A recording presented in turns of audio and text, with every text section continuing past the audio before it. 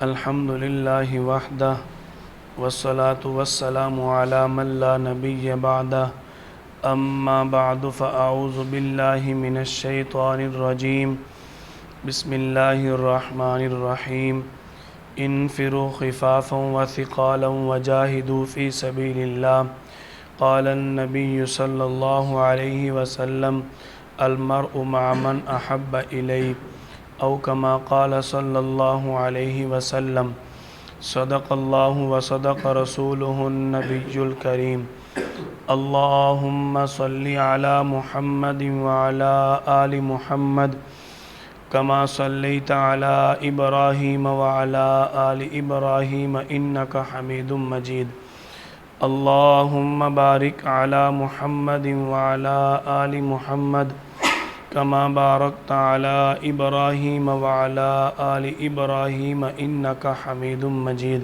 ہر ابتدا سے پہلے، ہر انتہا کے بعد، ہر ابتدا سے پہلے، ہر انتہا کے بعد ذات نبی بلند ہے، ذات خدا کے بعد، اور دنیا میں جتنے بھی احترام کے قابل ہیں لوگ، اور دنیا میں جتنے بھی احترام کے قابل ہیں لوگ، میں سبھی کو مانتا ہوں مگر مصطفیٰ کے بعد۔ بحمد اللہ تعالی، بفضل اللہ تعالی، ہمارا پیارے نبی صلی اللہ علیہ وسلم کی سیرت طیبہ کے عنوان سے سیرت کورس چل رہا ہے، جس کا آج آخری سبق ہے۔ آپ صلی اللہ علیہ وسلم کی عمر مبارکہ 62 سال ہوتی ہے، آپ کی ہجرت مبارک کا 9واں سال شروع ہوتا ہے۔ آپ صلی اللہ علیہ وسلم اور اہل اسلام مکہ فتح ہونے کے بعد کچھ راحت محسوس کرتے ہیں۔ صحابہ کرام آپس میں ایک دوسرے کو تسلی دیتے ہیں کہ اب کوئی جہاد نہیں، اب کوئی پریشانی نہیں، اب ہم نے مکہ کو فتح کر لیا، ہمارا مقصد پورا ہو گیا۔ لیکن اللہ تعالیٰ کی طرف سے صرف مکہ کو فتح کرنا اسلام پھیلانے کا مقصد نہ تھا، اسلام کو تو پوری دنیا میں پھیلانے کی اللہ تعالیٰ نے صحابہ کرام کو ذمہ داری عطا فرمانی تھی۔ آپ صلی اللہ علیہ وسلم کے صحابہ کرام اگی آپس کے اندر یہی آرام اور سکون کی باتیں کر رہے تھے کہ اللہ تعالیٰ کی طرف سے حکم آیا، انفروا خفافا وثقالا وجاہدوا فی سبیل اللہ۔ اصل میں یہ اللہ تعالیٰ کے حکم نازل کرنے کا سبب یہ ہوا، اس وقت آپ صلی اللہ علیہ وسلم اور اہل اسلام کے علاقے مکہ اور مدینہ کے اندر قحط سالی کا عالم تھا، بھوک کی کیفیت تھی، سخت گرمی تھی، اناج بھی نہیں تھا۔ تو آپ صلی اللہ علیہ وسلم اور اہل اسلام اس قحط سالی اور غربت کے عالم میں تھوڑا سا آرام سکون کرنے کے لیے اپنے گھروں میں ابھی پہنچے ہی تھے کہ صحابہ کرام آپس میں یہ تسلیاں دے رہے تھے کہ اب ہم نے مکہ کو فتح کر لیا، اب شاید ہمیں کسی جہاد کا کوئی حکم نہیں۔ لیکن ادھر جو رومی تھے، روم والوں نے دیکھا مسلمان دن بدن مضبوط ہوتے جا رہے ہیں، اور حتیٰ کہ انہوں نے اپنا مرکز عبادت مکہ کو فتح کر لیا ہے۔ رومی اس خوف کو محسوس کرتے ہیں، ان کے دلوں کے اندر مسلمانوں کا رعب آ جاتا ہے کہ مسلمان اب ہمیں بھی ختم کر ڈالیں گے۔ اس سے پہلے کہ مسلمان ہم پر حملہ کریں، ہم آگے بڑھ کر ان پر حملہ کر کے اپنی دفاعی جنگ کر لیتے ہیں۔ آپ صلی اللہ علیہ وسلم کو جب اس چیز کی خبر ہوئی کہ رومی جو ہے یہودیوں کے ساتھ مل کر مسلمانوں پر حملہ کرنے والے ہیں، انہوں نے یہودیوں کو منافقت کے لیے ابھارا، یہودیوں نے منافقت کی، ایک دھوکہ تیار کیا، اور ادھر سے جو رومی تھے انہوں نے سامنے سے حملہ کرنے کا پلان بنایا، یعنی انہوں نے مسلمانوں کو دونوں طرف سے گھیرنے کا منصوبہ بنا لیا کہ ادھر سے رومی حملہ کریں گے اور دوسری طرف سے یہودی جو ہیں ایک مورچہ جو مسجد زرار کے نام سے انہوں نے بنایا تھا، ادھر سے مسلمانوں پر حملہ کر دیں گے۔ آپ صلی اللہ علیہ وسلم کو اللہ تعالیٰ نے اس چیز کی خبر فرما دی تھی کہ یہودیوں نے آپ کے خلاف ایک مورچہ تیار کیا ہے، ادھر رومی نکلتے ہیں۔ آپ صلی اللہ علیہ وسلم بھی 30,000 مجاہدین کا مسلمانوں کا لشکر لے کر تبوک کی طرف روانہ ہوتے ہیں، اس کے پہلے آپ صلی اللہ علیہ وسلم نے مکہ کے اندر، مدینہ کے اندر چندہ کا اعلان کیا۔ غربت کا عالم تھا، مکہ کے اندر، مدینہ کے اندر قحط سالی تھی۔ اب آپ صلی اللہ علیہ وسلم نے چندہ کا اعلان فرمایا۔ جب چندہ کے لیے آپ صلی اللہ علیہ وسلم کی طرف سے اعلان ہوتا ہے، صحابہ اکرام تڑپ جاتے ہیں، یا رسول اللہ اتنی غربت میں آپ نے ہمیں پکارا، ہمارے پاس تو آج کچھ نہیں ہے۔ جن کے پاس کچھ نہ تھا جنگل کی طرف نکل جاتے ہیں، آپ صلی اللہ علیہ وسلم کے حکم کو ضرور پورا کریں گے، آپ کے قدموں پر ضرور لا کر مال ڈالیں گے۔ آپ صلی اللہ علیہ وسلم کے ایک صحابی جنگل کی طرف جاتے ہیں، مزدوری کر کے، لکڑیاں جمع کر کے، ان کو بیچ کر آپ صلی اللہ علیہ وسلم کی خدمت میں مال لا کر پیش کر دیتے ہیں۔ آپ صلی اللہ علیہ وسلم نے پوچھا کہ بھئی تیرے پاس تو کچھ نہ تھا، اس غربت کے عالم نے تو یہ مال کہاں سے لایا ہے؟ عرض کرنے لگے، یا رسول اللہ آپ کا حکم ہو اور ہماری جان میں جان ہو، ہم پورا نہ کریں، یہ کیسے ہو سکتا ہے؟ آپ کے حکم پر میں جنگل میں گیا، مزدوری کر کے تھوڑے سے پیسے کما کر لایا، آپ کے حکم کو پورا کر دیا۔ آپ صلی اللہ علیہ وسلم کی اس آواز کو آپ کے پیارے جانثار صحابہ کرام، خلفائے راشدین نے بھی سنا۔ سیدنا صدیق اکبر، سیدنا فاروق اعظم رضی اللہ تعالیٰ عنہ کے درمیان میں ایک چھوٹا سا موازنہ ہوتا ہے۔ وہ موازنہ کیا تھا؟ ہر بار سیدنا صدیق اکبر رضی اللہ تعالیٰ عنہ پہلے نمبر پر ہوتے تھے۔ سیدنا صدیق اکبر رضی اللہ تعالیٰ عنہ ہر عمل میں آپ صلی اللہ علیہ وسلم کے ساتھ ہوتے تھے، یعنی کہ اللہ تعالیٰ نے بھی اعلان فرما دیا تھا، ثانی اثنین، آپ کے ساتھ جو دوسرا ہے وہ ایک کا دوسرا ہے، یعنی آپ صلی اللہ علیہ وسلم اگر ایک ہیں تو اس کے بعد دوسرا صدیق اکبر ہے۔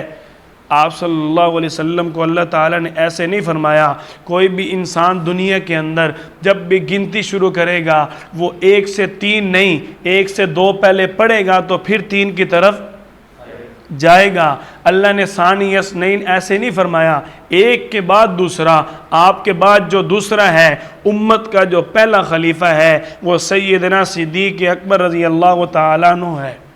آپ صلی اللہ علیہ وسلم کے جانثار صحابہ کرام تڑپ جاتے ہیں کہ ہم آپ صلی اللہ علیہ وسلم کی اس آواز کو ضرور پورا کریں گے۔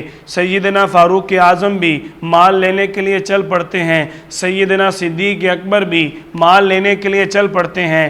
حضرت عمر رضی اللہ تعالیٰ عنہ کے دل ہی دل میں یہ تمنا تھی، تڑپ تھی، نیکی کے لیے رشک تھا کہ میں اس بار سیدنا صدیق اکبر سے زیادہ مال لا کر ابو بکر سے بڑھ جاؤں گا، آپ صلی اللہ علیہ وسلم کی حکمت اور بصیرت پر قربان جاؤں، اللہ کے فیصلوں پر۔ آپ صلی اللہ علیہ وسلم کے پاس جب سیدنا فاروق اعظم اور سیدنا صدیق اکبر رضی اللہ تعالیٰ عنہما مال لے کر آتے ہیں، دونوں کا مال پیش کر دیا گیا۔ آپ صلی اللہ علیہ وسلم نے دیکھا عمر بڑا مطمئن کھڑا ہے، اور عمر رضی اللہ تعالیٰ عنہ خود فرماتے ہیں، آج میرے دل میں اطمینان تھا کہ میرا آدھا مال ابو بکر کے سارے مال سے کئی گنا زیادہ ہے۔ آپ صلی اللہ علیہ وسلم نے دیکھا، اور آپ کے طرف سے یہ حکمت، تقسیم اور فیصلہ نہ تھا، بلکہ میرے اللہ نے آپ صلی اللہ علیہ وسلم سے یہ فیصلہ کروایا۔ اللہ نے سیدنا صدیق اکبر کو پہلے نمبر پہ رکھنا تھا۔ فاروق اعظم رضی اللہ تعالیٰ نے دیکھا کہ مال دونوں کا آ گیا۔ آپ صلی اللہ علیہ وسلم نے سوال کیا، عمر کتنا چھوڑ کے آئے ہو، کتنا لے کے آئے ہو؟ آپ صلی اللہ علیہ وسلم کا سوال سن کر عمر رضی اللہ تعالیٰ عنہ جو پہلے انتہائی اطمینان میں کھڑے تھے کہ آج پہلا نمبر عمر کا ہے، عمر رضی اللہ تعالیٰ عنہ کے دل میں تھوڑی سی ہچکچاہٹ آتی ہے کہ آپ صلی اللہ علیہ وسلم کے سوال سے لگتا ہے آج ابو بکر پھر پہلے نمبر پر ہے۔ آپ صلی اللہ علیہ وسلم کا سوال کیا تھا کہ پیچھے کیا چھوڑ کے آئے ہو؟ حالانکہ سوال کیا ہونا چاہیے تھا؟ کتنا لے کے آئے ہو؟ آپ صلی اللہ علیہ وسلم کی حکمت اور سوال پہ قربان جاؤں، اللہ کے فیصلوں پر ہم قربان جائیں۔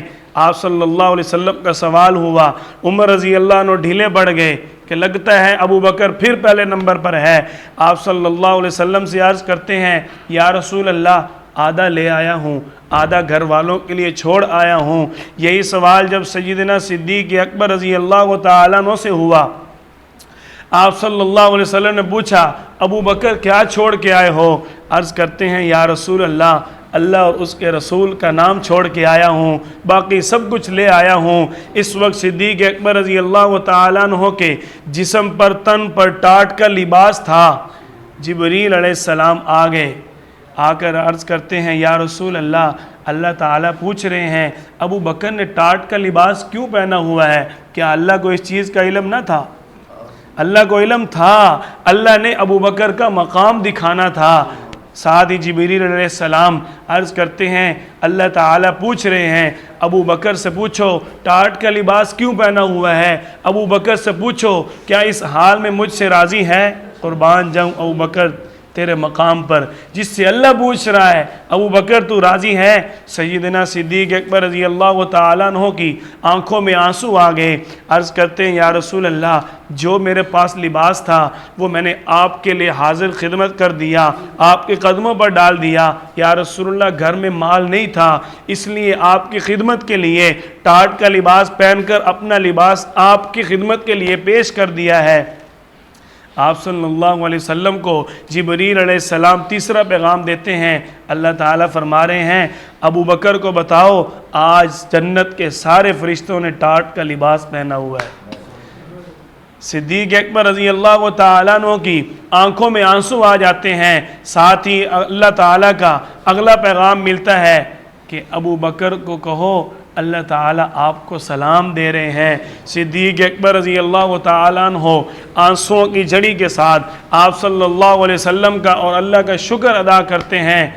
عمر رضی اللہ تعالیٰ نے سارا واقعہ دیکھا، اور میں یہ کہتا ہوں جو اللہ ابو بکر کو دوسرے نمبر پہ نہیں آنے دیتا، تم اس کو چوتھے نمبر پہ کیسے نہیں جا سکتے ہو؟ اللہ نے صدیق اکبر کو پہلے نمبر سے دوسرے پر نہیں آنے دیا، اور یہاں باتیں ہوتی ہیں چوتھے نمبر کی۔ یہ میرے اللہ کا فیصلہ ہے، اللہ نے جس کو جس مقام پہ رکھا اس کی اس مقام پر ضرورت تھی۔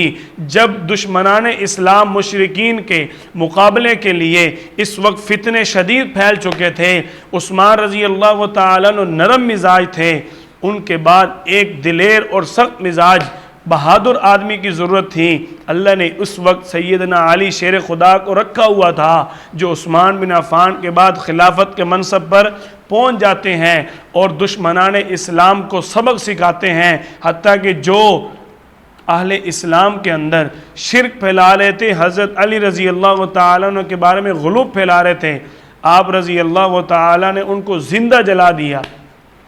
یہ اللہ کا فیصلہ تھا، اللہ نے ان کی گردن توڑنی تھی۔ حضرت علی رضی اللہ تعالیٰ عنہ کے ذریعے آپ صلی اللہ علیہ وسلم تبوک کے میدان کی طرف نکلتے ہیں۔ یہاں بھی اللہ نے منافقین کی چھانٹی فرمائی۔ دیکھو جب مکہ فتح ہوا، اب منافقین نے دیکھا ساری فتوحات ہو گئیں، اب مکہ بھی فتح ہو گیا، اب انہوں نے کون سی جنگ لڑنی ہے، آ کر پھر مسلمانوں کے ساتھ مل گئے۔ اللہ تعالیٰ نے حکم بھیجا انفروا خفافا وثقالا وجاہدوا فی سبیل اللہ، تم کمزور ہو یا بھوکے ہو، طاقتور ہو یا جس حالت میں بھی ہو، اللہ کی طرف سے حکم آ چکا ہے وجاہدوا فی سبیل اللہ، نکلو جہاد کے لیے۔ اب منافقین پھر پریشان ہو گئے، کہنے لگے کہ اتنی سخت گرمی ہم کہاں جائیں گے؟ قل نار جہنم اشد حرا، اللہ تعالیٰ نے فرمایا یہ جو کہہ رہے ہیں نا کہ اتنی سخت گرمی، ہم تو جنگ کے لیے نہیں جائیں گے، آپ ان کو فرما دیجئے جہنم کی آگ اس گرمی میں سے بھی زیادہ ہے۔ اللہ تعالیٰ نے منافقین کو ہر موقع پر چھانٹ دیا، منافقین کو علیہ السلام کی صفوں سے نکال کر پھینک دیا، منافقین وہاں سے بھاگ گئے۔ آپ صلی اللہ علیہ وسلم تبوک کے میدان کی طرف جاتے ہیں، وہاں پر آپ صلی اللہ علیہ وسلم کو دیکھ کر اور علیہ السلام کو دیکھ کر رومی جو ہیں وہاں سے بھاگنے پر مجبور ہو جاتے ہیں۔ یوں اللہ تعالیٰ نے تبوک میں اہل اسلام کو فتح عطا فرمائی۔ آپ صلی اللہ علیہ وسلم واپس آ رہے ہیں، آپ صلی اللہ علیہ وسلم جب واپس آ رہے تھے تو وہ جو یہودیوں نے مورچہ بنایا تھا مسجد زرار کے نام سے، اللہ تعالیٰ نے آپ صلی اللہ علیہ وسلم کو اس وحی کے ذریعے باخبر فرما دیا۔ یہودی آپ صلی اللہ علیہ وسلم کے پاس آئے تھے، آ کر کہنے لگے ہماری خواہش ہے آپ ہماری اس مسجد میں نماز پڑھیں، ہماری مسجد کا نام روشن ہو جائے گا، لوگ نیکی کی طرف آئیں گے۔ آپ صلی اللہ علیہ وسلم فرماتے ہیں میرا دل مطمئن نہیں ہوتا تھا کہ اس مسجد میں جاؤں، لیکن اللہ تعالیٰ نے میرے دل کو مزید پختہ کر دیا۔ اللہ نے وہی نازل فرما دی والذین اتخذوا مسجدا ضرارا، یہ جو دشمنوں نے مسجد زرار بنائی ہے، وتفریقا بین المؤمنین، انہوں نے مسلمانوں کے درمیان توڑ تفریق ڈالنے کے لیے بنائی ہے۔ یہ کون لوگ ہیں؟ لمن حارب اللہ ورسولہ، جو اللہ اور اس کے رسول کے ساتھ پہلے جنگ کر رہے ہیں۔ لا تقم فیہ ابدا، آپ نے اس مسجد کے اندر کبھی کھڑے نہیں ہونا۔ یوں اللہ تعالیٰ نے آپ صلی اللہ علیہ وسلم پر اس مسجد زرار والے واقعہ کو باخبر فرما دیا، اور آپ صلی اللہ علیہ وسلم نے اس کے بعد اس مسجد کو جلا دیا، آگ لگوا دی۔ آپ صلی اللہ علیہ وسلم واپس تشریف لاتے ہیں۔ آپ صلی اللہ علیہ وسلم کی ہجرت کا 10واں سال شروع ہوتا ہے۔ اس سے قبل 9 ہجری کو آپ صلی اللہ علیہ وسلم نے سیدنا صدیق اکبر رضی اللہ تعالیٰ عنہ کو امیر بنا کر چند مسلمانوں کا لشکر بھیجا، آپ مکے میں جائیں اور حج کر کے آئیں، وہاں کے حالات درست کریں تاکہ آئندہ سال آپ صلی اللہ علیہ وسلم خود حج کے لیے جائیں گے۔ ابو بکر رضی اللہ تعالیٰ عنہ کو اللہ تعالیٰ نے نماز میں بھی سب سے پہلے امت کا امام بنایا، حج میں بھی آپ صلی اللہ علیہ وسلم نے صدیق اکبر رضی اللہ تعالیٰ عنہ کو سب سے پہلے امام بنایا۔ کلمہ طیبہ سب سے پہلے تائید کرنے والے پڑھنے والے سیدنا صدیق اکبر ہیں۔ زکوٰۃ کے خلاف جب دشمنان اسلام نے بغاوت کی، سب سے پہلے جہاد کرنے والے سیدنا صدیق اکبر ہیں۔ آپ صلی اللہ علیہ وسلم کے صحابہ میں اپنی زندگی میں سب سے زیادہ روزے رکھنے والے سیدنا صدیق اکبر ہیں، جو اسلام کے 5 ارکان ہیں، نماز، روزہ، حج، زکوٰۃ، اللہ تعالیٰ نے ان سارے ارکان میں سیدنا صدیق اکبر رضی اللہ تعالیٰ عنہ کو خصوصیت دی، فوقیت دی۔ جب میرے اللہ نے اسلام کے بنیادی ارکان میں ابو بکر رضی اللہ تعالیٰ عنہ کو پہلے نمبر پر رکھا، تو پھر پورے اسلام میں امت مسلمہ کے سب سے پہلے امیر بھی سیدنا صدیق اکبر ہونے چاہیے تھے، جو کہ اللہ کا اور آپ صلی اللہ علیہ وسلم کا حقیقی فیصلہ امت کے سامنے آیا۔ آپ صلی اللہ علیہ وسلم نے سیدنا صدیق اکبر رضی اللہ تعالیٰ عنہ کو مکہ بھیجا، مکہ کے حالات درست کر کے حج کر کے واپس آتے ہیں۔ آئندہ سال 10 ہجری شروع ہوتا ہے، آپ صلی اللہ علیہ وسلم حج کا ارادہ کرتے ہیں۔ جب مسلمانوں کو اس چیز کی خبر ہوتی ہے اس سال آپ صلی اللہ علیہ وسلم خود حج کے لیے تشریف لے جائیں گے، لوگ خوشی سے دوڑتے ہوئے آتے ہیں کہ ہم آپ صلی اللہ علیہ وسلم کے ساتھ حج کریں گے، اور آپ صلی اللہ علیہ وسلم کے ساتھ حج کرنا واقعتاً بہت بڑی سعادت تھی۔ آپ صلی اللہ علیہ وسلم حج کے لیے روانہ ہوتے ہیں۔ آپ صلی اللہ علیہ وسلم مکہ میں پہنچے، طواف کیا، حجر اسود کو بوسہ دیا، صفا مروہ پر سعی کی۔ آپ صلی اللہ علیہ وسلم کے پاس اس وقت قربانی کے جانور موجود تھے، اس لیے سعی کرنے کے بعد آپ صلی اللہ علیہ وسلم نے احرام نہ کھولا۔ آپ صلی اللہ علیہ وسلم نے اپنے حج کے ساتھ عمرہ بھی ادا فرمایا، اور اس موقع پر آپ صلی اللہ علیہ وسلم نے 100 اونٹ ذبح کیے، جن میں سے 62 اونٹ سیدنا 63 اور سیدنا علی رضی اللہ تعالیٰ نے ذبح کیے، اور 37 اونٹ آپ صلی اللہ علیہ وسلم نے اپنے ہاتھ سے ذبح کیے۔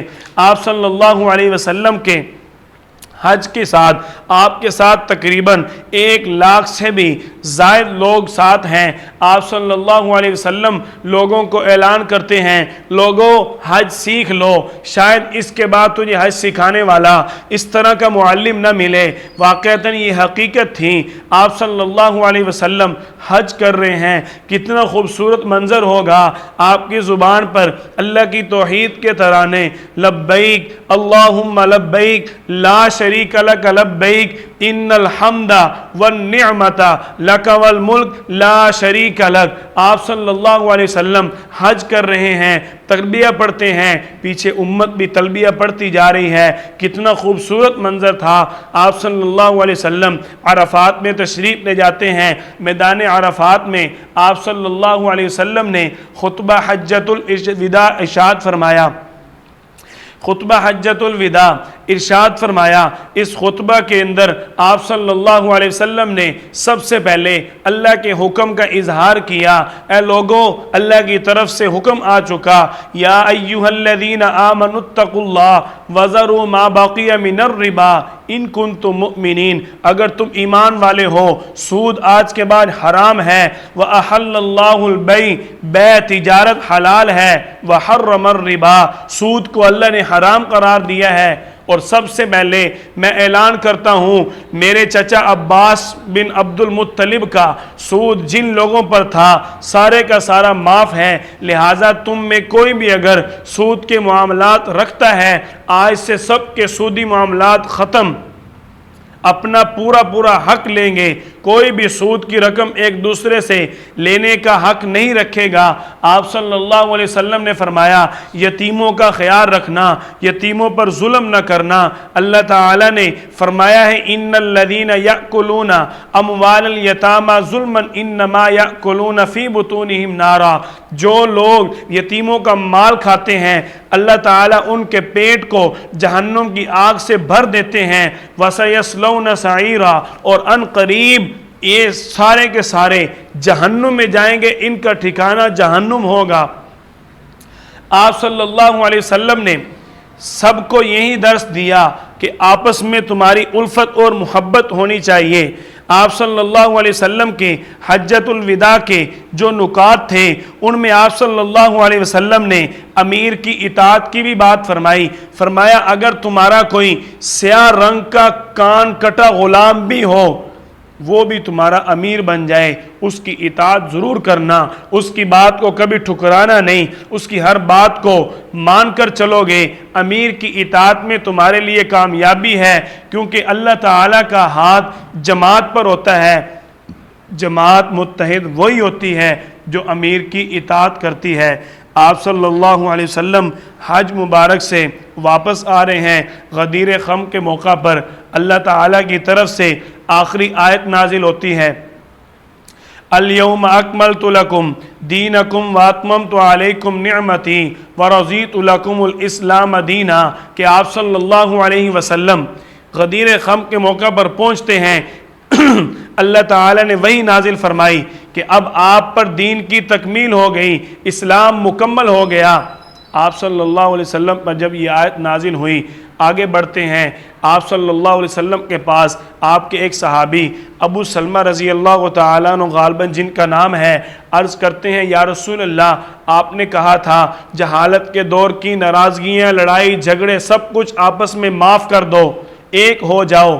تو یا رسول اللہ، میں آپ سے عرض کرتا ہوں کہ میرے دل میں حضرت علی رضی اللہ تعالیٰ عنہ کے ساتھ ایک معاملہ پر ناراضگی تھی، آپ کی اس آواز پر میں اس کو ختم کرتا ہوں، اور میں حضرت علی رضی اللہ تعالیٰ عنہ کے ساتھ محبت کرتا ہوں، ان سے صلح کا اعلان کرتا ہوں۔ آپ صلی اللہ علیہ وسلم نے فرمایا، من کنت مولاہ فہذا علی مولا، جس کا میں مولا ہوں اس کا علی بھی مولا ہے۔ یہ علیحدہ کیوں فرمایا؟ کیونکہ آنے والا سائل کیا کہہ رہا تھا کہ علی کے ساتھ ناراضگی ہے۔ آپ صلی اللہ علیہ وسلم نے فرمایا، علی کے ساتھ ناراضگی میرے ساتھ ناراضگی ہے، اور جس کا میں دوست ہوں اس کا علی دوست ہے۔ یہاں ایک نکتہ عرض کر دیتا ہوں، آپ صلی اللہ علیہ وسلم نے کس کو مولا کہا؟ حضرت علی کو نہیں، پہلے کس کو کہا؟ پہلے آپ صلی اللہ علیہ وسلم نے خود کو مولا کہا۔ جس کا میں مولا ہوں اس کا علی مولا ہے۔ بولو، یہ بات آپ کو سمجھ آنی چاہیے، جس کا میں مولا ہوں اس کا علی مولا ہے۔ پہلے مولا کس کو کہا؟ خود کو۔ تو آپ صلی اللہ علیہ وسلم کو مولا کہنے کا پہلے ایمان رکھو، پہلے آپ صلی اللہ علیہ وسلم کے مولا ہونے کا اعلان کرو، پہلے مولا محمد کے نعرے لگاؤ، پھر مولا علی کی طرف جائیں گے۔ ہمارے دل و جان کا ایمان ہے، ہم سب کا حقیقی ایمان ہے، اہل سنت والجماعت کا عقیدہ ہے، اگر ایک شخص کے سارے عقائد پورے ہیں، نماز، روزہ، حج، رسالت، قیامت، آخرت، اللہ کی توحید، ہر چیز پر ایمان ہے، ایک ادنا سے صحابی یا آپ صلی اللہ علیہ وسلم کے خاندان کے ایک فرد کی بھی اس کے دل میں اگر محبت نہیں ہے، اہل سنت والجماعت کے مطابق وہ شخص مسلمان نہیں ہے۔ آپ صلی اللہ علیہ وسلم کے چچا زاد ہیں، آپ صلی اللہ علیہ وسلم کے صحابی ہیں، آپ صلی اللہ علیہ وسلم کے خلیفہ ہیں۔ آپ صلی اللہ علیہ وسلم نے فرمایا جنت کے اندر میرے گھر کے سامنے علی کا گھر ہوگا۔ آپ صلی اللہ علیہ وسلم جس کو اپنا بھائی فرما رہے ہیں، جس کو اپنا دوست فرما رہے ہیں، اتنے فضائل آپ صلی اللہ علیہ وسلم نے جس کے لیے بیان کیے، اگر کوئی اس کے ساتھ نفرت کرے ہم اس کو مسلمان کیسے مان لیں؟ اگر کوئی شخص ان کی محبت میں حد سے بڑھتا ہے، ان کی گستاخی کرتا ہے، ہم اس کو بھی مسلمان نہیں سمجھیں گے۔ آپ صلی اللہ علیہ وسلم نے پہلے مولا کس کو کہا؟ خود کو۔ پہلے مولا محمد ہے، پھر مولا علی ہے۔ آپ صلی اللہ علیہ وسلم کے مقام پر کسی کا مقام نہیں ہے، اللہ کے بعد سب سے اونچا مقام آپ صلی اللہ علیہ وسلم کا ہے۔ آپ صلی اللہ علیہ وسلم کی نبوت کی طرح کسی کی نبوت نہیں ہے، آپ صلی اللہ علیہ وسلم کی شان کی طرح کسی کی شان نہیں ہے، آپ صلی اللہ علیہ وسلم کے تقدس، ایمان، اعمال، افعال، اقوال کی طرح کسی کا کوئی بھی فعل، قول نہیں ہے۔ تو پھر سب سے پہلے مولا محمد کہنا چاہیے۔ آپ صلی اللہ علیہ وسلم کو ہم دل و جان سے مولا مانتے ہیں، ہمارے دل و جان ایمان ہے۔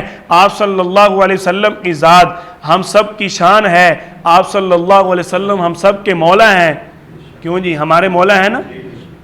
تو سب سے پہلے مولا آپ صلی اللہ علیہ وسلم کو کہنا چاہیے، اس کے بعد پھر مولا علی ہے، اس کے بعد پھر کوئی اور مولا ہے، اس کے بعد پھر مولا صدیق اکبر ہے، اس کے بعد پھر مولا عمر فاروق ہے، اس کے بعد پھر مولا عثمان غنی ہے، اس کے بعد پھر مولا شیر خدا حضرت علی رضی اللہ تعالی عنہ ہیں۔ آپ صلی اللہ علیہ وسلم کو پہلے مولا مانو، یہ ایمان کا پہلے حصہ ہے۔ حدیث مبارکہ کو پورا پڑھو اور پورا اس کے مطابق چلو، پہلے ٹکڑے کو چھوڑ کر دوسرے ٹکڑے پہ عمل کر کے اسلام میں جہالت پھیلانے کی کوشش نہیں ہونی چاہیے۔ انشاءاللہ جب تک جان میں جان ہے انشاءاللہ اپنے ایمان کا، عقائد کا تحفظ کرتے رہیں گے۔ آپ صلی اللہ علیہ وسلم حج ادا فرمانے کے بعد مدینہ طیبہ پہنچتے ہیں۔ آپ صلی اللہ علیہ وسلم رات کو جنت البقیع کی طرف تشریف لے جاتے ہیں۔ وہاں جا کر آپ صلی اللہ علیہ وسلم نے شہداء کے لیے اور مسلمانوں کے لیے دعائے مغفرت فرمائی۔ آپ صلی اللہ علیہ وسلم وہاں سے واپس آ رہے ہیں، شدید سر میں درد ہوتا ہے۔ آپ صلی اللہ علیہ وسلم نے اسی موقع پر، اسی ہجرت کے 10 سال میں اپنے صحابہ کرام کی تشکیل والا سلسلہ شروع کیا۔ حضرت ابو موسیٰ اشعری رضی اللہ تعالیٰ عنہ، حضرت معاذ بن جبل رضی اللہ تعالیٰ عنہ، ان دونوں کو آپ صلی اللہ علیہ وسلم یمن کی طرف روانہ کرتے ہیں۔ ایک طرف حضرت ابو موسیٰ کو، دوسری طرف حضرت معاذ بن جبل کو آپ صلی اللہ علیہ وسلم نے روانہ کیا۔ دونوں یمن میں جاتے ہیں، ایک مشرق دوسرا مغرب، دونوں علاقوں کی طرف انہوں کی تشکیل ہو جاتی ہے۔ آپ صلی اللہ علیہ وسلم نے جب حضرت معاذ رضی اللہ تعالیٰ عنہ کو بھیجا، پوچھا اے معاذ تم لوگوں کے درمیان کیسے فیصلہ کرو گے؟ عرض کی یا رسول اللہ، اللہ کے قرآن سے۔ پوچھا اگر اللہ کا قرآن نہ ملا، وہاں سے فیصلہ نہ ملا، پھر کیا کرو گے؟ عرض کی یا رسول اللہ، سنت رسول، فرمان مبارک آپ صلی اللہ علیہ وسلم سے۔ عرض کی کہ یا رسول اللہ اگر آپ کے فرمان سے بھی فیصلہ نہ ملا، آپ صلی اللہ علیہ وسلم پوچھتے ہیں پھر کیا کرو گے؟ عرض کرتے ہیں کہ یا رسول اللہ پھر اپنی طرف سے کروں گا، اور جو بات قرآن و حدیث کے مطابق ہوگی اسی کے اوپر فیصلہ کروں گا، اپنی رائے سے فیصلہ کر دوں گا، قرآن و حدیث کے خلاف نہیں ہوگی۔ آج لوگ کیا کہتے ہیں؟ صحابہ کرام کا عمل ہمارے لیے دلیل نہیں ہے، صحابہ کرام کا عمل اسلامی ارکان کے لیے، اسلامی احکامات کے لیے دلیل نہیں ہے۔ ہم کہتے ہیں پھر آدھا اسلام چھوٹ جائے گا۔ بہت سارے مسائل ایسے ہیں کہ جو قرآن میں نہیں، حدیث میں نہیں، صراحت کے ساتھ ملتے نہیں، لیکن صحابہ کرام کے عمل سے وہ مسائل ہمارے حل ہو جاتے ہیں۔ آپ صلی اللہ علیہ وسلم نے جب حضرت معاذ رضی اللہ تعالیٰ عنہ کو روانہ فرمایا، آپ صلی اللہ علیہ وسلم قربان جاؤں اپنی جماعت، اپنے شاگرد، اپنے صحابہ سے کتنی محبت تھی، آپ صلی اللہ علیہ وسلم نے فرمایا معاذ سوار ہو جاؤ۔ عرض کرتے ہیں یا رسول اللہ آپ پیدل چل رہے ہیں اور مجھے کہتے ہیں سوار ہو جاؤ، میں کیسے سوار ہو جاؤں؟ میرا پیارا محبوب، میرا قائد نیچے ہو اور میں اونٹنی پر سوار ہو جاؤں، یہ کیسے ہو سکتا ہے؟ آپ صلی اللہ علیہ وسلم فرماتے ہیں معاذ یہ میرا حکم ہے۔ حضرت معاذ رضی اللہ تعالیٰ عنہ آپ صلی اللہ علیہ وسلم کے حکم کو مانتے ہوئے اونٹنی پر سوار ہو جاتے ہیں۔ بسا اوقات حکم کو چھوڑ کر، ادب کو چھوڑ کر حکم کا خیال رکھنا پڑتا ہے، الامر فوق الادب والے ضابطے پر عمل کرنا پڑتا ہے۔ حضرت معاذ رضی اللہ تعالیٰ عنہ سوار ہو گئے۔ آپ صلی اللہ علیہ وسلم فرماتے ہیں اے معاذ لوگوں کے لیے آسانیاں پیدا کرنا، اے معاذ آج تم جا رہے ہو سکتا ہے جب تم واپس لوٹو مجھے اس شہر کے اندر نہ پاؤ، معاذ ہو سکتا ہے جب تم واپس آؤ تیری میرے ساتھ ملاقات نہ ہو۔ حضرت معاذ رضی اللہ تعالیٰ عنہ کی آنکھوں میں آنسو آ جاتے ہیں، جن کا مرنا پیارا نبی تھا، جن کا جینا پیارا نبی تھا، جن کا کھانا سونا اٹھنا بیٹھنا سب پیارا محبوب صلی اللہ علیہ وسلم تھا، وہ اس جدائی والے الفاظ کو کیسے برداشت کرتے؟ حضرت معاذ رضی اللہ تعالیٰ عنہ آنسو بہانا شروع کر دیتے ہیں، روتے ہوئے آپ صلی اللہ علیہ وسلم کو چھوڑ کر چلے جاتے ہیں۔ آپ صلی اللہ علیہ وسلم کے دل کو بہت غم ہوتا ہے، انتہائی پریشانی کی حالت میں آپ صلی اللہ علیہ وسلم نے روانہ کیا، جس سے ہمیں یہی پیغام ہے جب دین کے لیے آپ صلی اللہ علیہ وسلم کے پاس سے ہجرت کی جا سکتی ہے تو آپ صلی اللہ علیہ وسلم سے زیادہ ہمیں اس کائنات میں کوئی پیارا نہیں ہے، کوئی عزیز نہیں ہے۔ جب آپ صلی اللہ علیہ وسلم کو دین کی تبلیغ کے لیے، اشاعت اسلام کے لیے چھوڑ کر جایا گیا تو پھر ہر بندے کو چھوڑ کر، گھر والی کو چھوڑ کر، بیوی بچوں کو چھوڑ کر، اپنے والدین کو چھوڑ کر اسلام کے لیے جانا بنتا ہے۔ یہ آپ صلی اللہ علیہ وسلم کے اس پیارے صحابی نے ہمیں یہ پیغام دیا کہ میں نے آپ صلی اللہ علیہ وسلم کی جدائی کو، غم کو، آپ کے وفات والے الفاظ کو برداشت کیا صرف اسلام کی اشاعت کے لیے، تبلیغ کے لیے، دین کے پھیلاؤ کے لیے۔ تو ہم سب کا یہ حق بنتا ہے ہم آپ صلی اللہ علیہ وسلم کے اس پیغام کو سینے سے لگائیں اور ہر چیز کو چھوڑ کر اللہ کے دین کے لیے پوری دنیا میں جانے کا ارادہ کریں اور ہر وقت دین کے لیے، ہجرت کے لیے اللہ سے مانگتے رہیں یا اللہ تو ہمیں پوری دنیا میں کام کرنے کی ہمت اور توفیق عطا فرما۔ آپ صلی اللہ علیہ وسلم حج کر کے واپس آ چکے تھے، جنت البقیع میں گئے، دعائے مغفرت فرمائی، واپس آ رہے ہیں، سر میں درد ہوتا ہے۔ آپ صلی اللہ علیہ وسلم گھر پہنچ جاتے ہیں، اپنی ازواج مطہرات سے فرماتے ہیں کہ میں اس وقت شدید بیماری کے عالم میں ہوں اور بار بار دل کے اندر خیال آتا ہے، بار بار سوال کرتے ہیں عائشہ کی باری کس دن ہے۔ ازواج مطہرات سمجھ جاتی ہیں آپ صلی اللہ علیہ وسلم کی بیماری بڑھ رہی ہے اور آپ صلی اللہ علیہ وسلم چاہتے ہیں میں عائشہ کے گھر چلا جاؤں۔ تمام ازواج مطہرات آ کر عرض کرتی ہیں یا رسول اللہ آپ کے فیصلے پر ہماری کیا جرت ہم بولیں، یا رسول اللہ آپ عائشہ کے گھر جانا چاہتے ہیں، ہم اپنی ساری باریاں چھوڑ دیتی ہیں، اپنی باریاں عائشہ کے نام کرتی ہیں، آپ عائشہ کے گھر چلے جائیں۔ آپ صلی اللہ علیہ وسلم حضرت عائشہ رضی اللہ تعالیٰ عنہ کے گھر پہنچ جاتے ہیں۔ اس وقت آپ کی طبیعت انتہائی ناساز ہو چکی تھی۔ اسی موقع پر آپ صلی اللہ علیہ وسلم پر اللہ تعالیٰ نے سورۃ النصر نازل فرمائی، اذا جاء نصر اللہ والفتح ورأیت الناس يدخلون فی دین اللہ افواجا فسبح بحمد ربک واستغفر انہ کان توابا۔ صدیق اکبر رضی اللہ تعالیٰ عنہ نے جب یہ آیت سنی آنکھوں میں آنسو آ گئے، رونے لگ گئے۔ صحابہ کرام صدیق اکبر رضی اللہ تعالیٰ عنہ سے پوچھتے ہیں یہ کوئی رونے کا موقع ہے؟ ہمیں تو خوش ہونا چاہیے۔ یدخلون فی دین اللہ، اللہ تعالیٰ فرما رہے ہیں اب لوگ کثرت سے دین میں داخل ہوں گے۔ صدیق اکبر رضی اللہ تعالیٰ عنہ فرماتے ہیں جو تم نے سنا تم اس کو سمجھے، جو میں نے سنا میں نبوت کے ساتھ رہ چکا ہوں، مزاج نبوت کو سمجھتے تھے کہ جب کام مکمل ہو جاتا ہے اللہ کی طرف سے حکم ملتا ہے کہ استغفار کرو، اب توبہ کرو، اب تمہاری واپسی کا وقت آ چکا ہے۔ صدیق اکبر رضی اللہ تعالیٰ عنہ سمجھ جاتے ہیں کہ آپ صلی اللہ علیہ وسلم کو اب اللہ کی طرف سے واستغفر کا حکم آ گیا، استغفار کرو۔ اب شاید آپ صلی اللہ علیہ وسلم کے آخری لمحات ہیں، روتے ہوئے آپ صلی اللہ علیہ وسلم کے گھر آتے ہیں۔ سیدنا صدیق اکبر رضی اللہ تعالیٰ عنہ کے بیٹے محمد بن ابی بکر بھی اس وقت حضرت عائشہ رضی اللہ تعالیٰ عنہ کے گھر میں موجود ہیں۔ حضرت عائشہ رضی اللہ تعالیٰ عنہ آپ صلی اللہ علیہ وسلم کے پاس ہیں، آپ کی بیماری بڑھتی ہے، بخار کی شدت بڑھ جاتی ہے۔ آپ صلی اللہ علیہ وسلم حضرت عائشہ رضی اللہ تعالیٰ عنہ کو پوچھتے ہیں عائشہ نماز ہو گئی ہے؟ حضرت عائشہ جواب دیتی ہیں یا رسول اللہ آپ کا انتظار ہو رہا ہے۔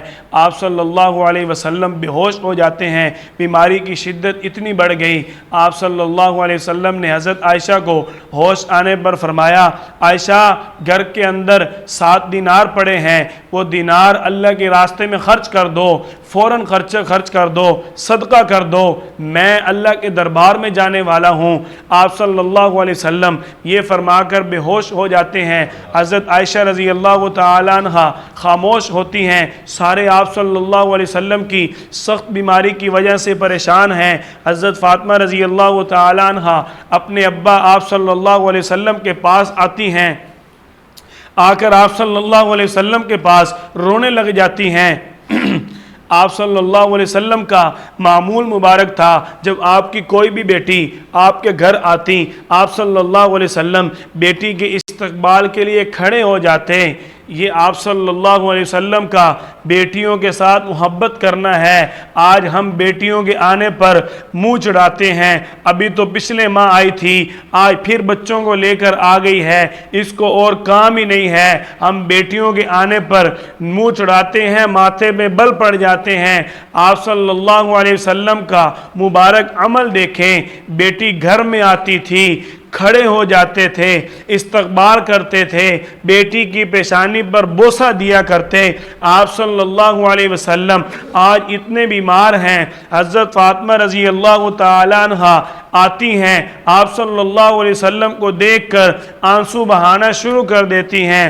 فدیتک روحی یا رسول اللہ، یا رسول اللہ آپ پر میری جان قربان، آپ پر میری روح قربان۔ آج میرے ابا کی یہ حالت، اپنی بیٹی کے لیے کھڑے بھی نہ ہو سکے۔ حضرت فاطمہ رضی اللہ تعالیٰ عنہ آنسو بہا رہی ہیں۔ آپ صلی اللہ علیہ وسلم نے حضرت فاطمہ کے کان میں ایک بات کہی، حضرت فاطمہ رضی اللہ تعالیٰ عنہ مسکرانے لگتی ہیں۔ حضرت عائشہ رضی اللہ تعالیٰ عنہ فرماتی ہیں مجھے بڑا تعجب ہوا، مجھے بی بی فاطمہ کے ساتھ آپ صلی اللہ علیہ وسلم کی تمام بیٹیوں میں سب سے زیادہ محبت تھی، کیونکہ انہا یشبہ رسول اللہ، حضرت فاطمہ رضی اللہ تعالیٰ عنہ آپ صلی اللہ علیہ وسلم کے سب سے زیادہ مشابہ تھیں۔ لیکن یہ کوئی موقع ہے ہنسنے کا، بی بی فاطمہ کیوں ہنستی ہیں؟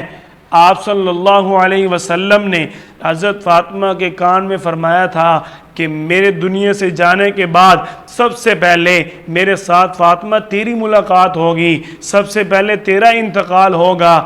حضرت فاطمہ رضی اللہ تعالیٰ عنہ نے پوچھنے پر حضرت عائشہ کو بتایا کہ میں اس بات پر رو رہی تھی اور اس بات پر دوبارہ ہنسنے لگ گئی کہ آپ صلی اللہ علیہ وسلم نے سب سے پہلے میرے ساتھ ملاقات کرنے کا اعلان کیا۔ آپ صلی اللہ علیہ وسلم کو جب تھوڑا سا پھر ہوش آیا، آپ صلی اللہ علیہ وسلم پوچھتے ہیں عائشہ وہ دینار صدقہ کر دیے؟ حضرت عائشہ رضی اللہ تعالیٰ عنہ عرض کرتی ہیں شغلنا بمرضک یا رسول اللہ، یا رسول اللہ ہم آپ کی بیماری میں پریشان ہیں، ہم اتنے پریشان ہیں، آپ کی بیماری میں مشغول ہیں، ہمیں تو سب کچھ بھولا ہوا ہے۔ آپ صلی اللہ علیہ وسلم فرماتے ہیں عائشہ جو میں بات کر رہا ہوں اس کو فوراً پورا کرو، میں نہیں چاہتا میں اللہ کے دربار میں جاؤں، میرے گھر کے اندر سونا پڑا ہو، میرے گھر کے اندر دینار پڑے ہوں، میں نہیں چاہتا میرے گھر کے اندر مال پڑا ہو، ایک نبی اللہ کے دربار میں پیش ہو۔ آپ صلی اللہ علیہ وسلم کے اس حکم کو پورا کر دیا جاتا ہے۔ ساتھ ہی آپ صلی اللہ علیہ وسلم بار بار ابوبکر رضی اللہ تعالیٰ عنہ کے بیٹے حضرت عائشہ کے بھائی محمد بن ابی بکر کے ہاتھ میں مسواک ہے، آپ صلی اللہ علیہ وسلم بار بار دیکھتے ہیں۔ حضرت عائشہ رضی اللہ عنہ سمجھ جاتی ہیں، بیوی اپنے خامند کو سمجھتی ہے، عرض کرتی ہیں یا رسول اللہ مسواک چاہیے۔ آپ صلی اللہ علیہ وسلم ہاں میں سر ہلاتے ہیں، مسواک حضرت عائشہ رضی اللہ تعالیٰ عنہ آپ صلی اللہ علیہ وسلم کو نرم کر کے دیتی ہیں۔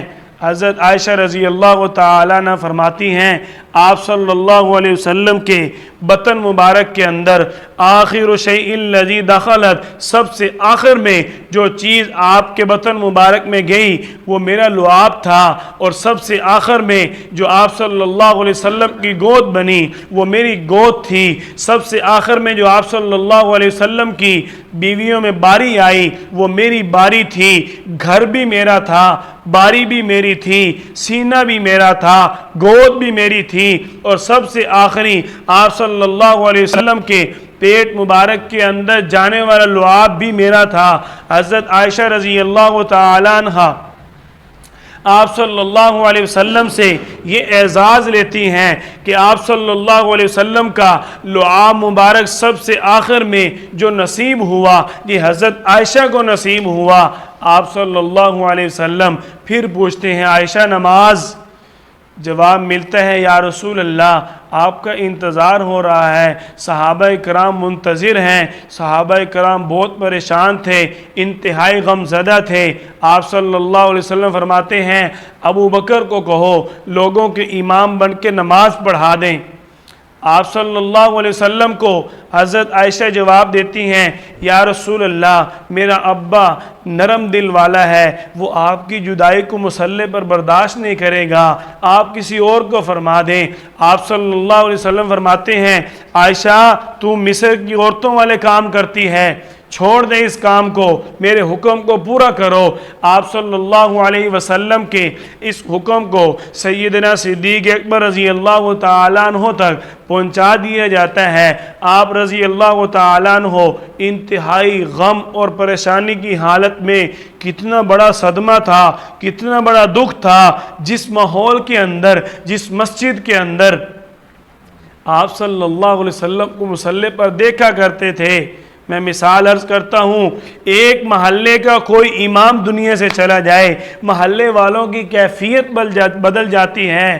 یہ تو کل کائنات کا دولہ تھا، یہ تو کل کائنات کی دل و جاں تھی، کل کائنات کے دلوں کی دھڑکن تھی، ہر ایک کی روح تھی، ہر ایک کا ایمان تھا۔ آپ صلی اللہ علیہ وسلم کی جدائی میں صدیق اکبر رضی اللہ تعالیٰ عنہ مصلی رسول پر کھڑے ہوئے۔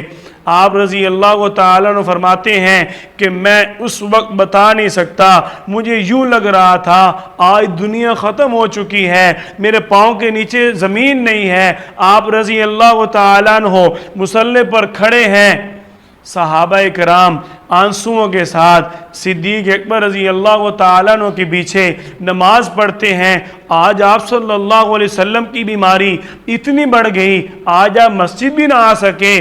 آپ صلی اللہ علیہ وسلم کئی دن تک اس بیماری کی حالت میں مسجد جاتے رہے۔ غالباً آپ صلی اللہ علیہ وسلم آخری مرتبہ مغرب کی نماز میں خود چل کر مسجد گئے تھے۔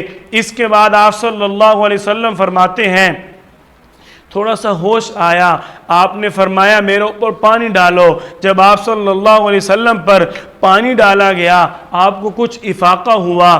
حضرت علی، حضرت فضل بن عباس رضی اللہ تعالیٰ عنہما آپ صلی اللہ علیہ وسلم کو اپنے سہارے پر لے کر چلتے ہیں۔ حضرت عائشہ رضی اللہ تعالیٰ عنہ فرماتی ہیں میں دروازے میں کھڑی دیکھ رہی تھی، آپ صلی اللہ علیہ وسلم کے قدموں میں بالکل جان نہ تھی، بے جان قدموں کے ساتھ زمین سے پاؤں گھسٹتا ہوا جا رہا تھا۔ آپ صلی اللہ علیہ وسلم کے پاؤں سے سے زمین پر لکیر بنتی جا رہی تھی، آپ صلی اللہ علیہ وسلم نے اس حالت میں بھی نماز کو نہ چھوڑا۔ آج امت بالکل سکھ اور آرام کی حالت میں، سہولت میں نماز کو چھوڑ دیتی ہے۔ آپ صلی اللہ علیہ وسلم مسجد میں داخل ہوئے، صدیق اکبر رضی اللہ تعالیٰ عنہ جنہوں نے ساری زندگی آپ صلی اللہ علیہ وسلم کے ساتھ گزاری، وہ اپنے محبوب کی خوشبو کو سمجھتے تھے، جانتے تھے، پہچانتے تھے۔ آپ صلی اللہ علیہ وسلم کی آمد پر صدیق اکبر رضی اللہ عنہ اور صحابہ کرام رضی اللہ عنہم کو احساس ہوا۔ آپ صلی اللہ علیہ وسلم مسجد میں آ گئے، صحابہ کرام نے فوراً نماز کے اندر ہی ابوبکر رضی اللہ تعالیٰ عنہ کو لقمے دینے شروع کر دیے۔ سبحان اللہ، الحمدللہ کہ ابو بکر سمجھ جائیں امام الانبیاء آ گئے، آپ کے ہوتے ہوئے امامت پر کون رہ سکتا ہے۔ ابو بکر رضی اللہ تعالیٰ عنہ مصلی رسول سے پیچھے ہٹتے ہیں۔ آپ صلی اللہ علیہ وسلم فرماتے ہیں الا رسلک یا ابا بکر، ابو بکر مصلی پر کھڑے رہو، مصلی سے پیچھے نہ ہٹنا۔ آپ صلی اللہ علیہ وسلم کے ان الفاظ کو ابو بکر نے سنا، لیکن جسم کے اندر، روح کے اندر، دل اور دماغ کے اندر اتنی طاقت کہاں ہے؟ آپ صلی اللہ علیہ وسلم پیچھے، ابو بکر مصلی امامت پر، یہ کیسے ہو سکتا تھا؟ آپ صلی اللہ علیہ وسلم کی پوری زندگی کسی نے امامت نہیں کروائی۔ آپ صلی اللہ علیہ وسلم کے لیے ابو بکر پیچھے ہٹ جاتے ہیں، آپ صلی اللہ علیہ وسلم مصلی کے ساتھ جا کر بیٹھ جاتے ہیں، گویا کہ آپ صلی اللہ علیہ وسلم امام بنے ابو بکر کے اور ابو بکر امام بنے لوگوں کے۔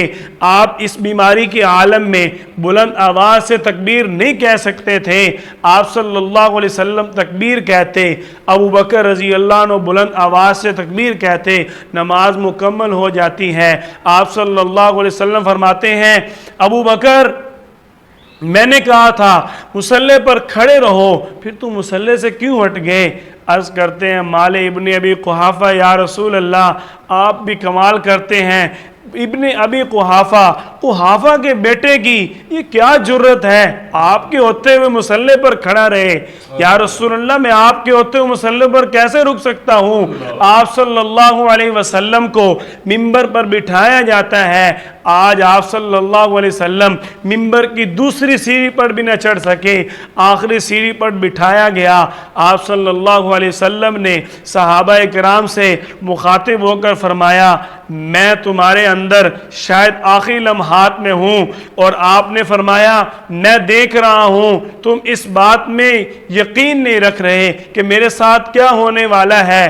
آپ صلی اللہ علیہ وسلم نے فرمایا وَمَا جَعَلْنَا لِبَشَرٍ مِّن قَبْلِكَ الْخُلْدَ أَفَإِن مِّتَّ فَهُمُ الْخَالِدُونَ كُلُّ نَفْسٍ ذَائِقَةُ الْمَوْتِ، تم بتاؤ دنیا میں جتنے بھی بشر آئے کیا ان میں کوئی ہمیشہ رہا؟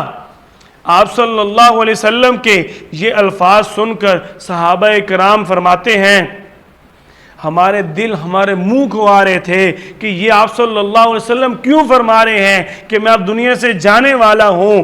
آپ صلی اللہ علیہ وسلم نے صحابہ کرام کو چند نصیحتیں فرمائیں، نصیحتیں فرمانے کے بعد آپ صلی اللہ علیہ وسلم نے صحابہ کرام کو دعائیں دیں، عزکم اللہ، اللہ تم سب کو عزت دے، رفعکم اللہ، اللہ تمہیں بلندیاں عطا فرمائے، ورزقکم اللہ، اللہ تمہیں رزق عطا فرمائے، وَأُوَدِّعُكُمْ السلام علیکم۔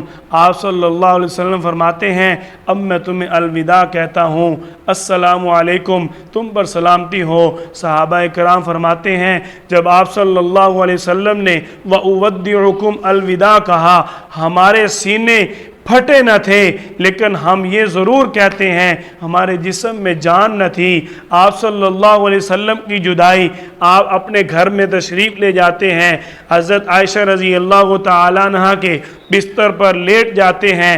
آپ صلی اللہ علیہ وسلم کے پاس جبریل علیہ السلام آئے، آ کر عرض کرتے ہیں یا رسول اللہ ملک الموت کھڑا ہے، آپ سے اجازت چاہتا ہے۔ اللہ تعالیٰ نے فرمایا ہے اگر آنا چاہیں تو لے آنا، اگر نہ آنا چاہیں تو چھوڑ آنا، کیونکہ آپ صلی اللہ علیہ وسلم نے اس سے قبل حضرت عائشہ کو بھی فرمایا تھا، عائشہ عبد خیرہ، اللہ نے اپنے ایک بندے کو اختیار دیا ہے، اگر چاہے تو دنیا کی نعمتوں سے فائدہ اٹھاتا رہے یا پھر اللہ کی ملاقات، لقاء اللہ اس کو پسند کرے۔ آپ صلی اللہ علیہ وسلم سے حضرت عائشہ روتے ہوئے پوچھتی ہیں، بیوی تھی، دل میں تڑپ آئی کہ پوچھو تو صحیح اس بندے نے کیا طے کیا ہے۔ آپ صلی اللہ علیہ وسلم سے پوچھتی ہیں پھر اس بندے نے کیا طے کیا ہے۔ آپ صلی اللہ علیہ وسلم فرماتے ہیں لقاء اللہ، کہ اس بندے نے اللہ کی ملاقات کا فیصلہ کر لیا ہے۔ حضرت عائشہ فرماتی ہیں میں سمجھ گئی آپ صلی اللہ علیہ وسلم اب ہمارے ساتھ نہیں رہنا چاہتے، اللہ کے پاس جانا چاہتے ہیں۔ ملک الموت آئے، آ کر عرض کرتے ہیں یا رسول اللہ زندگی میں پہلی بار یہ واقعہ ہے، اللہ تعالیٰ نے فرمایا ہے آنا چاہیں تو لے آنا، نہ آنا چاہیں تو چھوڑ دینا۔ آپ صلی اللہ علیہ وسلم نے فرمایا لقاء اللہ، میں اللہ کی ملاقات کو پسند کرتا ہوں۔